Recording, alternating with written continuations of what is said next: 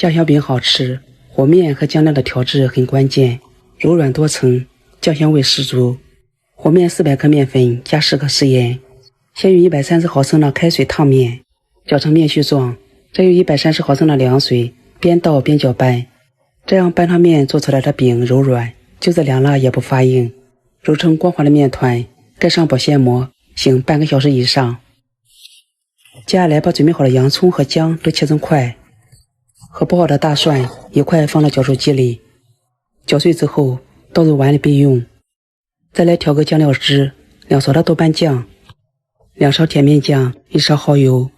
，1勺黄豆酱和1勺番茄酱，再来1勺白糖，1勺孜然粉，适量的鸡精。锅里的油热，倒入姜蒜、洋葱末，小火慢熬，熬出香味，把酱料倒入锅里，小火不停地搅动，熬出里面的水汽，直到像这样油酱分离的状态，盛出来放到碗里晾凉。再来调个油酥，1勺面粉，2勺食用油，适量的五香粉，搅成稠点的酸奶状。醒好的面拿到面板上，搓成长条，切成大小相当的3个面剂，把每个面剂都揉成圆形，擀大擀薄。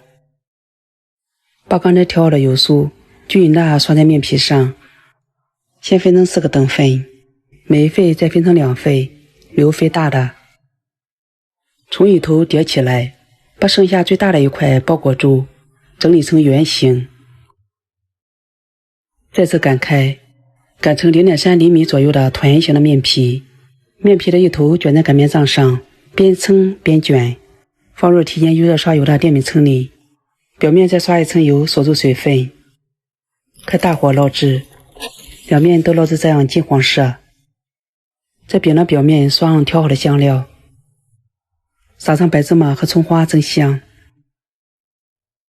现在就可以出锅了，拿到面板上切成自己喜欢的形状。这个酱料汁全程小火熬制，要不然容易发苦。除了做酱香饼，配手抓饼、烤串都非常的好吃，柔软多层，外皮又酥又香。